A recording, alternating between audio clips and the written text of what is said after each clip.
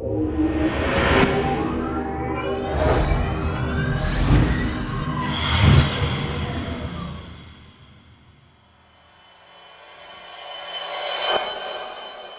know, every single one of us, I think, has been to a party before, of some form or fashion. Now, when I say the word party, some of you are thinking that, yeah, you are. I know. Maybe you're thinking about a party that's not a good kind of party. But hopefully, at least all of us have a good kind of party to think about. So all of us have been there. You know, it's fun. There's all kinds of different people there. There's people that are cooking. There's people that are, handing out food. There's people that are just showing up, partying, doing all kinds of stuff. But all of us have a reference for what a party is.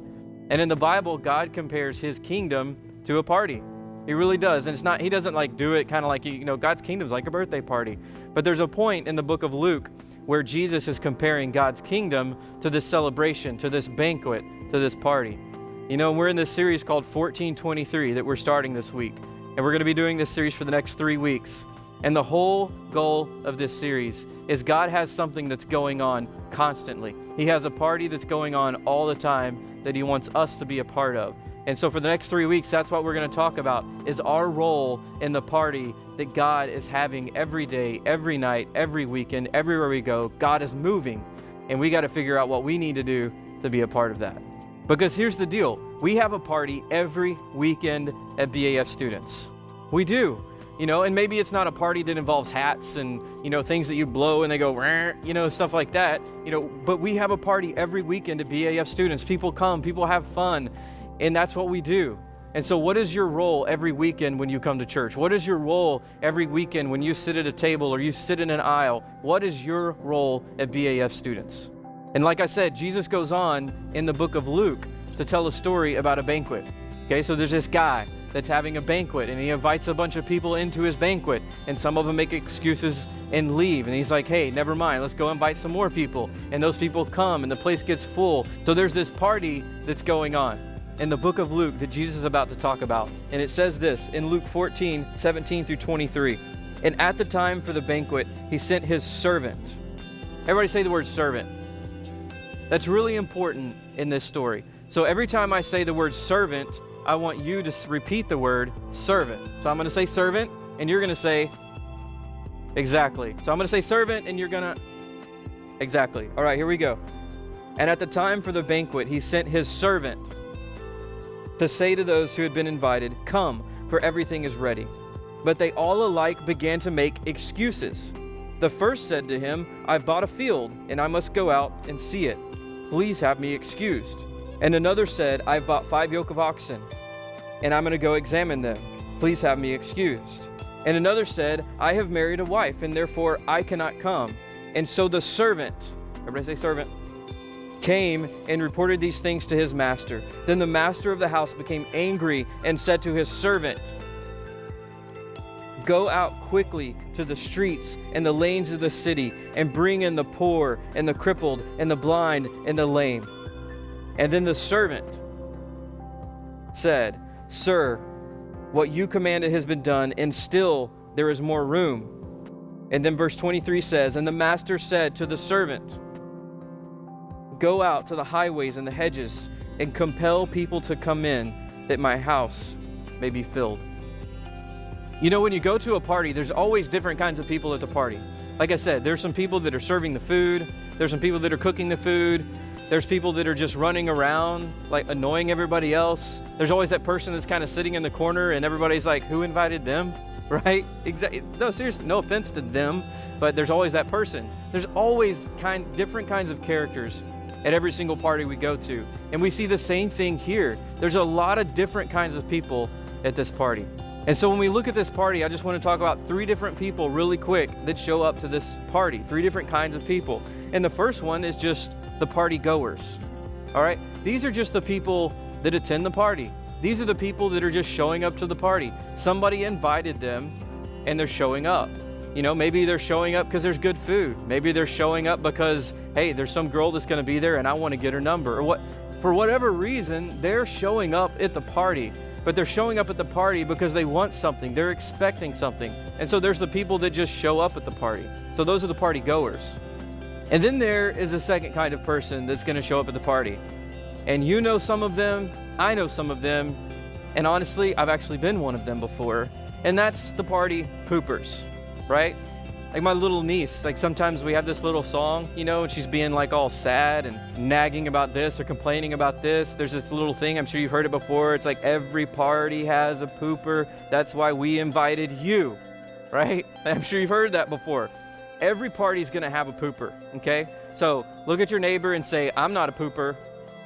Okay, because you're not. Like, we're not party poopers. But every party has a pooper. That's what happens this party. So there's people that are invited, they show up, they have fun, but there's this wave of people that get invited, and as soon as they get there, they make an excuse as to why they can't be there. And so these are the party poopers. And a lot of times party poopers also just come up with the excuses for everything. A lot of people aren't just party poopers, they're life poopers. I mean, they literally poop on life. They have an excuse for this and complaining about this, and I'm sad about this, and literally it feels like they just poop on life. So every party is going to have a party pooper, but that doesn't mean the party is over. So there's party goers and there's party poopers, right? There's always those two. And then there's a third. In verse 17, it says this. It says, and at the time for the banquet, he sent his servant. He sent his what? The third type of person that's at this party are servants. When we think about a party, we always just think, who's going to be there? Who am I going to get to hang out with? But every party has servants. Every party has somebody that put it on. Every party has somebody that set the food out and paid for the food. Like, every single party we go to has servants. And God's kingdom is the same way. This party that God is putting on all the time, every weekend, every day, every night, has servants. God has called us not just to be party goers, and He definitely hasn't called us to be party poopers. God has called us to be servants of His party. He has called us to be servants of what He's doing in the world and in our church. Because every party takes people that show up and people that serve. Because if all we do is have people that show up to the party, well, then there's no one to serve. And if all we are is just kind of serving and not really inviting people to show up to the party, well, then the party's never going to get any bigger. And so every party takes both. And so my question is, at what point are you going to stop being someone that just shows up to the party and start becoming somebody that actually serves the party that God is putting on? Which one are you going to be? God's big. He's in control. God can move people on His own. God can change people on His own. But how great is it that God uses us when He chooses to move in a huge way? And so that's why we serve God. That's why we're servants of God, is because every great move of God always includes servants of God. And so we're called to be servants of God. And so what I want to talk about is, so if we're called to be servants of God, then how do we do that? What is our role in that? Like, what do servants of God do? The first thing servants do is they carry the message of God. The first thing this guy does is the master, he turns to his servants. He says, hey, I need you to go invite them. I need you to go out there and carry this invitation to the people out there. So they literally carry the message of their master to the people that need to come to the party.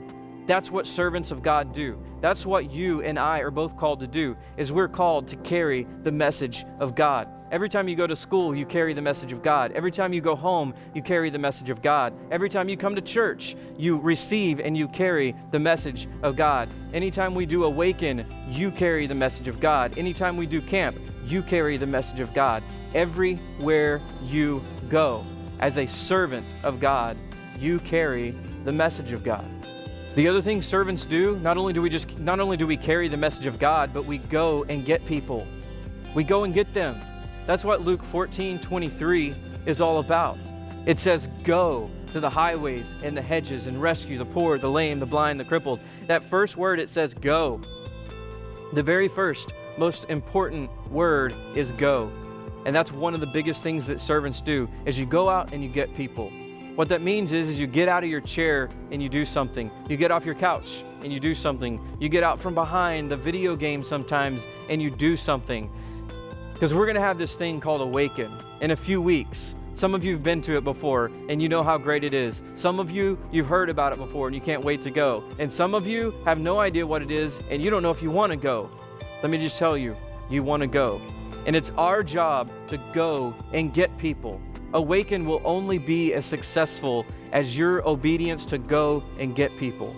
That's what servants of God do. Servants of God go and get people, and they bring other people to the party, to the banquet, that God is hosting. And the third thing that servants of God do is they fill the house. See, servants of something that they really care about are never satisfied in a good way. What that means is if you really care about a move of God, if you really care about the house of God, if you really care about the gospel of God, then you're never going to be satisfied. There's always going to be an aspect when you carry the message of God and when you go and you get people, you're never going to be satisfied until God's kingdom is full. Not just the house of God, but the kingdom of God. And so we have this thing in us that compels us to go out and get people. It says to go along the hedges, the highways, and rescue the poor, the lame, the blind, and crippled, because I want my house to be full.